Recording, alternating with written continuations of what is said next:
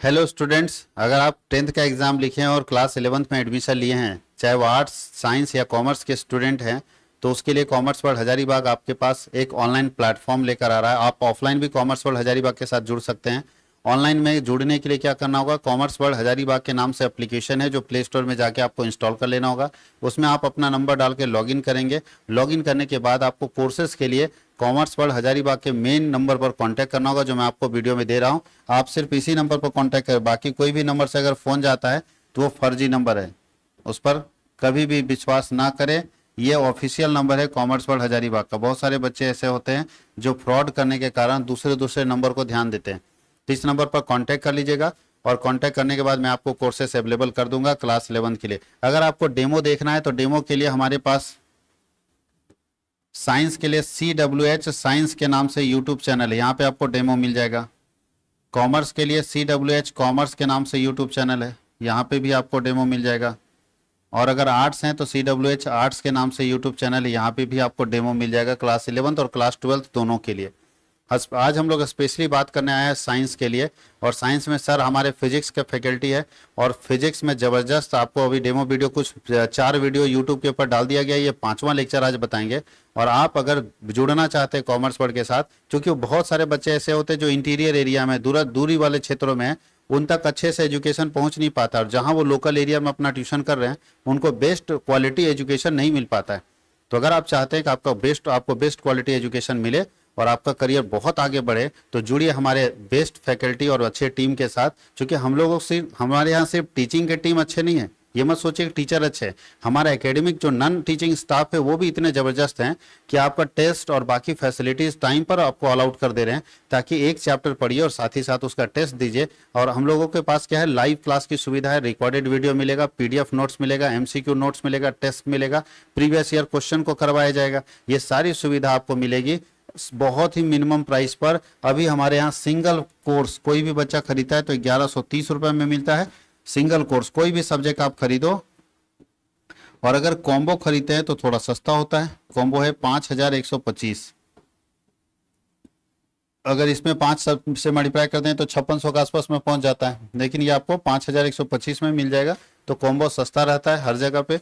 और single course 1130 रुपये में प्योर। अभी हम लोग जो पढ़ा रहे हैं वो स्टेट बोर्ड यानी जैक बोर्ड के सिलेबस की बात कर रहे हैं हम लोग। जैक बोर्ड हो या बिहार बोर्ड हो या यूपी बोर्ड हो, यानी जो भी स्टेट बोर्ड है, सारे स्टेट बोर्ड के बारे में बात कर रहे हैं। तो सर से पढ़िए फिजिक्स, क्योंकि 4 वीडियो इनका यूट्यूब पे आप देख ही रहे होंगे। ये 5वां लेक्चर है और आप इनसे सर से फिजिक्स पढ़िए और मजा लीजिए फिजिक्स का। और अगर आप जुड़ना चाहते हैं, क्योंकि अगर आप चाहते हैं कि आपका बहुत अच्छा प्रिपरेशन हो, तो आपके पास ये सुविधा है कि आप लाइव क्लास के साथ साथ उस वीडियो का रिकॉर्डिंग भी आप देख सकते हैं। इससे आपका जो प्रिपरेशन है और इन्हांस होगा और बेहतर तरीके से होगा। तो सर से पढ़िए फिजिक्स।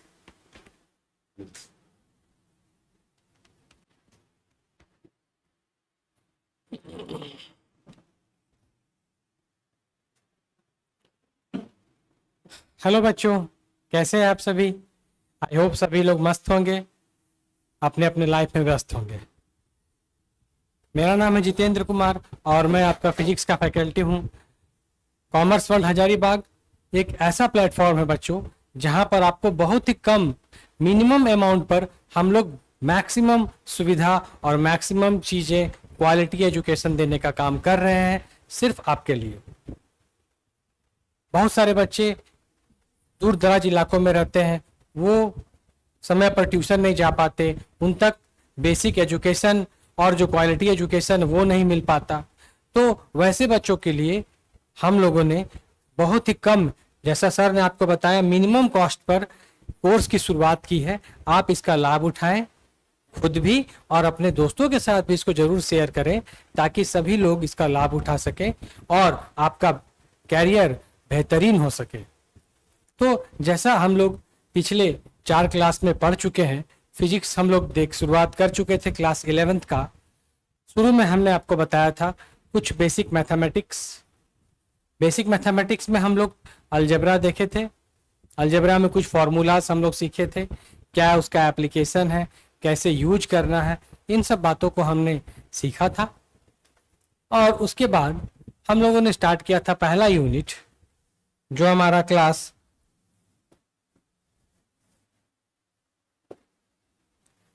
क्लास 11th का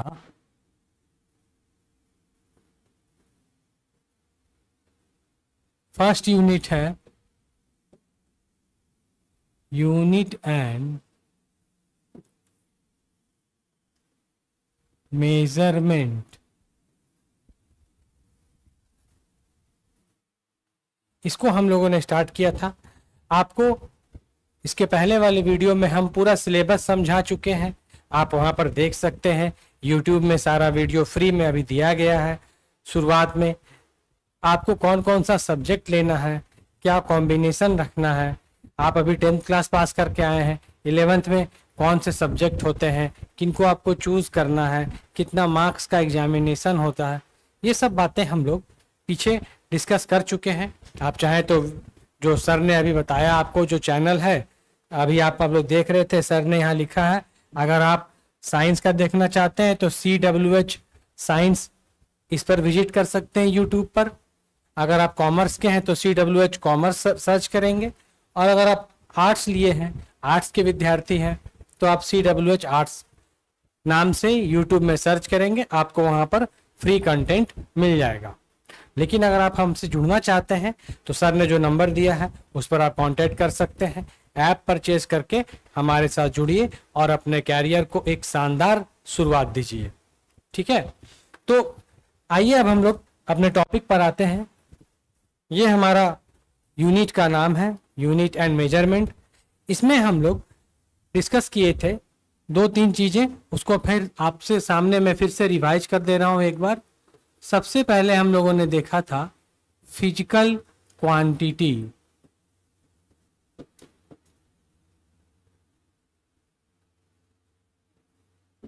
फिजिकल क्वांटिटी का मतलब हम समझा चुके हैं आपको, भौतिक राशि, ऐसी क्वांटिटीज, ऐसी राशियां जिनको हम मेजर कर सकते हैं।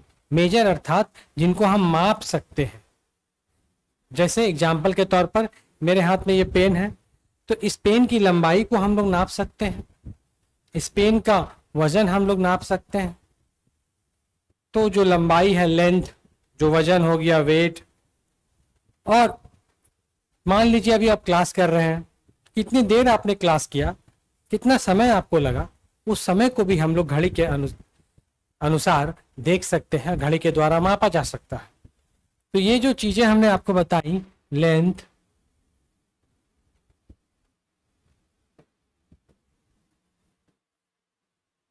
मास, वेट, टाइम, ETC, बहुत सारी इस तरह की चीजें हैं जिनको हम लोग माप सकते हैं, जिनका मेजरमेंट हम आसानी से कर सकते हैं। तो इन सब चीजों को बोला जाता है फिजिकल क्वांटिटी।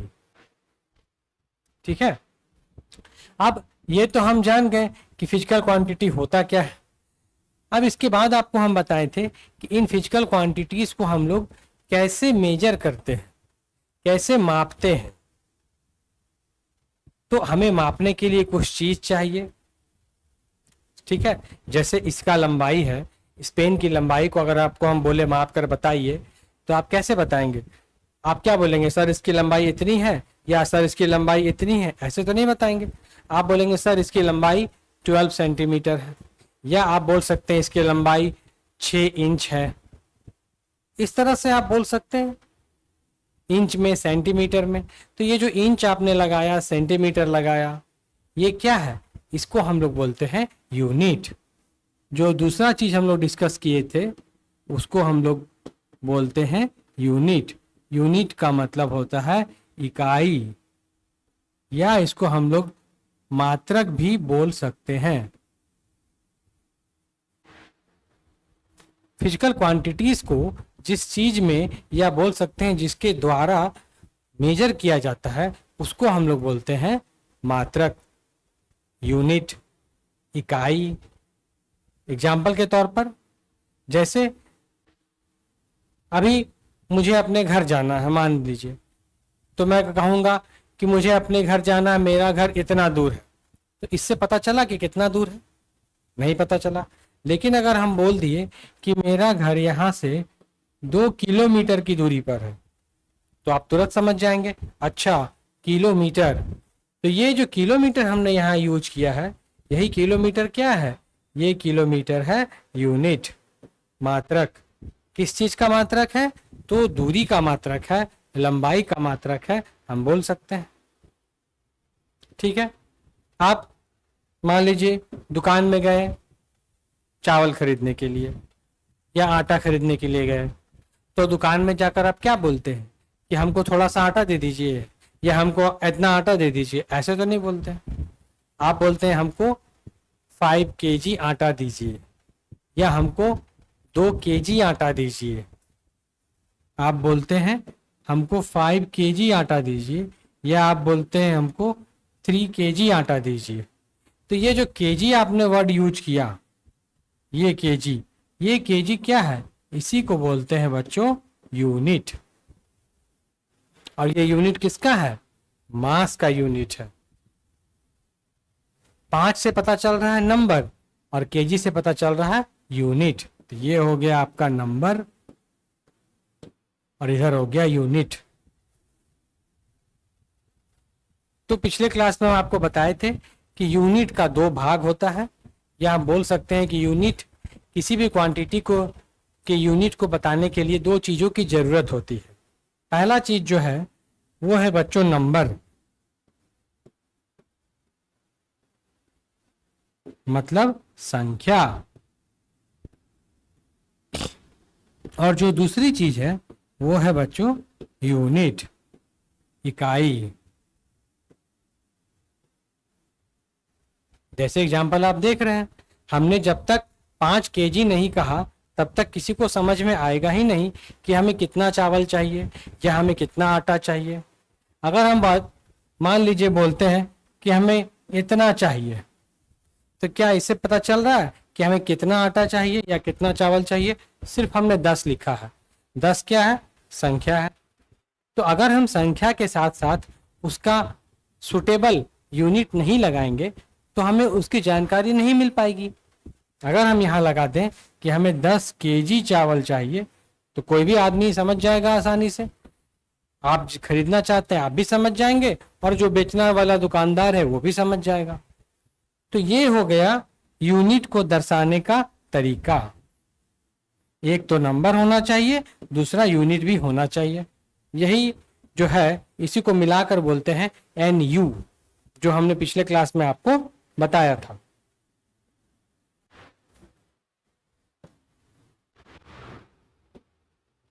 NU, N से हो गया नंबर और U से हो गया यूनिट। ठीक है, NU।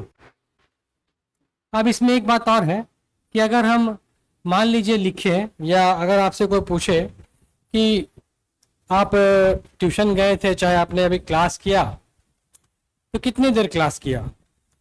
तो अलग अलग बच्चे बैठे हुए हैं। किसी बच्चे ने कहा कि मैंने 1 घंटा क्लास किया, 1 आवर। किसी दूसरे बच्चे से पूछा गया तो उसने बोल दिया नहीं, मैंने तो 60 मिनट क्लास किया। और एक बच्चा बैठा हुआ था, उससे पूछा गया कि आपने कितनी देर क्लास किया, तो उसने बोल दिया कि मैंने तो 3600 सेकेंड क्लास किया। अब आप देखिए, क्वेश्चन तो एक ही है लेकिन आंसर 3 हो गया। तो इसमें से सही कौन सा है? अब आप बताइए, इसमें से सही कौन सा है? सही है तीनों।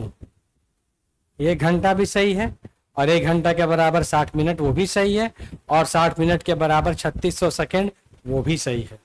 ये तीनों आपस में बराबर होते हैं। आप सभी को ये जानकारी पहले से है। अब अंतर क्या हो गया? यहां पर देखिए नंबर और यहां देखिए यूनिट अलग है। यहां देखिए नंबर, यहां देखिए यूनिट अलग है। फिर आप देखिए यहां नंबर और यहां देखिए यूनिट फिर से अलग है। तो कहने का मतलब है हम लिख सकते हैं, और वी कैन राइट N1U1 बराबर N2U2 बराबर N3U3, ये हम लिख सकते हैं। कि नंबर और यूनिट का जो गुणनफल है, जो कि यूनिट को बना रहा है, वो क्या है, वो इक्वल है। ऐसा हम लिख सकते हैं, आप देख रहे हैं। और इन सबको मिलाकर हम एक कांस्टेंट के रूप में क्या लिख सकते हैं, और ऑल्सो लिख सकते हैं एन यू बराबर कांस्टेंट, क्योंकि सबका वैल्यू क्या है, सेम है। और इसी से हम आगे अगर बढ़ेंगे तो इसको ऐसे भी लिखा जा सकता है बच्चों, n is inversely proportional to u। देखिए, n is inversely proportional to u। ये भी चीज हम पहले डिस्कस कर चुके हैं, आज आपके लिए फिर से हम रिवाइज कर दे रहे हैं। n is inversely proportional to u। आप जानते हैं कहीं भी फिजिक्स में ये वाला साइन अगर रहता है और अगर इसको हम रिमूव करते हैं, हटाते हैं, तो हमें कांस्टेंट डालना पड़ता है। तो इसके आगे हम क्या लिखेंगे बच्चों, n बराबर कांस्टेंट इंटू 1/u। अब u जो इधर डिवाइड में है, इधर आके मल्टीप्लाई बन जाएगा, u आ जाएगा इधर तो बन जाएगा nu, और इधर क्या बचेगा, कांस्टेंट। फिर से वही चीज आ गया, देखिए nu बराबर कांस्टेंट। तो इस रिलेशन से हमें क्या समझ में आया, ये जो रिलेशन हमारे सामने आया इनवर्सली प्रोपोर्शनल वाला, ये रिलेशन हमें क्या बताता है, इसका कहना है कि अगर नंबर बड़ा हो तो उसका यूनिट छोटा होगा। इनवर्सली प्रोपोर्शनल में क्या होता है बच्चों, अगर एक क्वांटिटी का वैल्यू बढ़ता है तो दूसरे क्वांटिटी का वैल्यू घट जाता है, यही होता है, उल्टा होता है।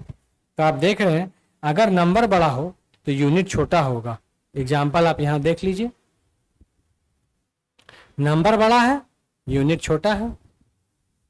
नंबर छोटा हुआ, यूनिट थोड़ा बड़ा हो गया। नंबर और छोटा हुआ, यूनिट और बड़ा हो गया। तो इस रिलेशन से हमें यही बात समझ में आई कि अगर हम यूनिट्स को, मतलब किसी चीज के, किसी फिजिकल क्वांटिटी को, यूनिट को दर्शाने के लिए अलग अलग सिस्टम में उसको लिखते हैं, तो वहां पर n और u का रिलेशन काम करता है। अगर हम n बड़ा लेते हैं तो यूनिट हमें छोटा लेना पड़ेगा, n छोटा लेते हैं तो यूनिट हमें बड़ा लेना पड़ेगा। क्लियर? यहां तक हम लोग पिछले क्लास में डिस्कस कर चुके थे। आज हम लोग यूनिट के दो भाग के बारे में चर्चा करेंगे कि यूनिट कितने तरह का होता है।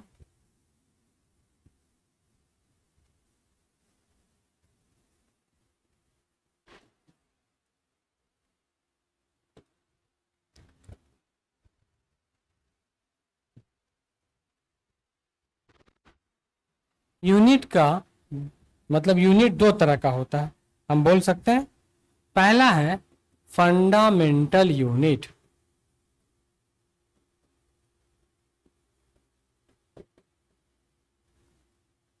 और दूसरा है बच्चों डिराइव्ड यूनिट।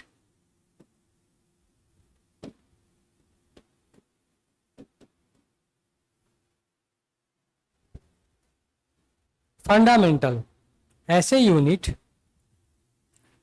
जिनको किसी दूसरे यूनिट से कोई मतलब नहीं होता है, वो दूसरे से स्वतंत्र होते हैं, किसी दूसरे यूनिट पर निर्भर नहीं करते हैं, उनको हम लोग बोलते हैं फंडामेंटल यूनिट।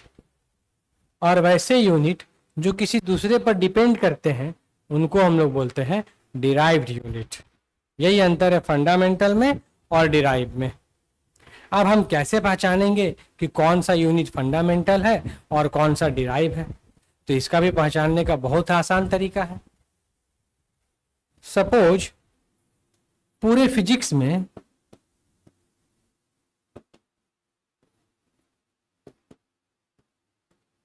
पांच 500 यूनिट है, मान लीजिए। ये हम एक रफ आइडिया आपको दे रहे हैं, अंदाज से बोल रहे हैं कि पूरे फिजिक्स में मान लीजिए 500 यूनिट है, मतलब बहुत सारी फिजिकल क्वांटिटीज होंगी, उनका अलग अलग यूनिट होगा, तो 500 यूनिट हो गया। अब आपसे कोई पूछ दे कि बताओ, कोई सा भी यूनिट दे देगा, पूछेगा बताइए कि ये फंडामेंटल है कि डिराइव है, तो आप कैसे पकड़ेंगे, कैसे पहचानेंगे, यही आपको मैं बताने जा रहा हूं बच्चों। इसको पहचानने का एक बहुत आसान तरीका है। फंडामेंटल यूनिट जो है वो है ओनली 7, सिर्फ 7 जो यूनिट है वो फंडामेंटल यूनिट है। अभी आपको एग्जांपल के तौर पर हमने बताया कि टोटल 500 यूनिट है, तो अगर आप 500 में से 7 माइनस कर देंगे तो ये आ जाएगा डेटा 493। तो इन 7 को छोड़कर जितने भी यूनिट बच गए वो सब के सब क्या कहलाएंगे, डिराइव यूनिट कहलाएंगे। देख रहे हैं आप। तो आपको बस ध्यान देना है कि कौन कौन से वो 7 फंडामेंटल यूनिट है, उनका नाम आपको ध्यान रखना है बस। और उनको छोड़कर जो भी यूनिट आपके सामने आए, या अगर कोई आदमी आपसे पूछे कि बताओ बच्चे ये यूनिट कौन सा है, फंडामेंटल की डिराइव, आप फटाक से उसका आंसर दे सकते हैं। समझ रहे हैं आप मेरी बात। तो चलिए अब हम लोग फंडामेंटल यूनिट और डिराइव यूनिट के बारे में डिफरेंस थोड़ा सा समझ लेते हैं, दोनों का डेफिनेशन देखते हैं और कुछ एग्जाम्पल के माध्यम से आपको हम उसको एक्सप्लेन करते हैं। सबसे पहले हम लोग देखेंगे fundamental units.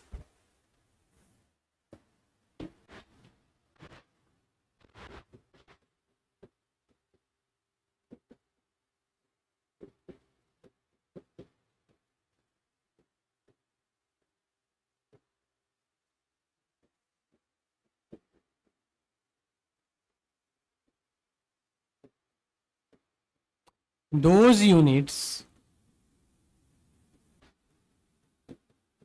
which are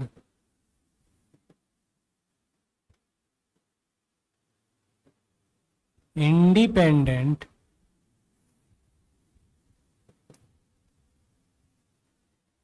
from other units are known as fundamental units। मतलब क्या हुआ बच्चों, वैसे यूनिट, वैसे मात्रक जो इंडिपेंडेंट, स्वतंत्र होते हैं, किससे, दूसरे अदर यूनिट से, और यूनिट से जो स्वतंत्र होते हैं, जिनको कोई मतलब नहीं होता, वैसे यूनिट्स को हम लोग बोलते हैं फंडामेंटल यूनिट। ठीक, और इनकी संख्या है 7। शुरू में फंडामेंटल यूनिट थे कितने, 3, बाद में उसमें से और 4 यूनिट्स को जोड़ दिया गया, तो टोटल हो गए 7। 3 पहले के, 4 पीछे से, तो 3 और 4 हो गया बच्चों 7। There are 7 fundamental units which are given below। वो नीचे दिए गए हैं। एक तरफ हम लिखते हैं फिजिकल क्वांटिटी और दूसरी तरफ लिखेंगे बच्चों उसका फंडामेंटल यूनिट।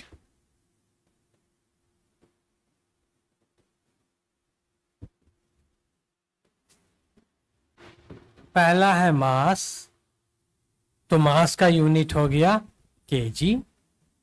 दूसरा है लेंथ, इसका यूनिट हो गया मीटर। तीसरा है टाइम, इसका यूनिट हो गया सेकेंड। चौथा है टेम्परेचर, इसका यूनिट हो गया केल्विन। पांचवा है इलेक्ट्रिक करंट,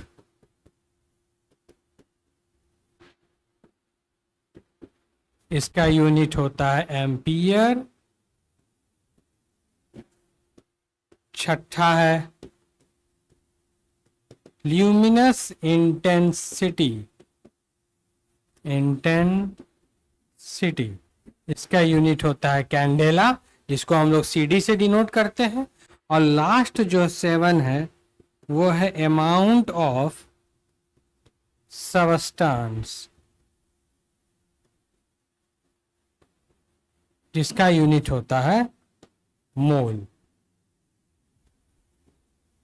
ये 7 फिजिकल क्वांटिटीज हो गई और इनके 7 ही फंडामेंटल यूनिट हो गए। तो अब बस आपको यही 7 यूनिट याद रखना है बच्चों, और इनके अलावा जितना भी यूनिट आप देखते हैं वो सब के सब किस में चले जाएंगे, डिराइव्ड यूनिट में चले जाएंगे। तो ठीक है बच्चों, अब हम लोग नेक्स्ट क्लास में इसकी चर्चा करेंगे डिराइव यूनिट का। और अगर आपको इसी तरह के जबरदस्त कंटेंट से अपना कैरियर की शुरुआत करना, अपना कोर्स को कंप्लीट करना चाहते हैं, तो हमारे इंस्टीट्यूट से जुड़िए। आपको सर ने शुरू में कांटेक्ट नंबर दिया था, आप उसमें संपर्क कर सकते हैं, कोर्स को परचेस कर सकते हैं और इसका पूरा भरपूर लाभ उठा सकते हैं। क्योंकि मैंने आपको पहले ही बताया और फिर से बता दे रहा हूं कि इतने कम कॉस्ट में, इतने मिनिमम कॉस्ट में कहीं भी आपको ये कोर्स इस तरह का अवेलेबल नहीं होने वाला है बच्चों। तो आप अगर अपने आप को टॉपर लिस्ट में रखना चाहते हैं, अपना भविष्य उज्जवल करना चाहते हैं, तो जरूर इससे जुड़ें और अपने दोस्तों को भी इसके बारे में बताएं। Thank you very much. फिर हम लोग मिलते हैं नेक्स्ट वीडियो में। Thank you.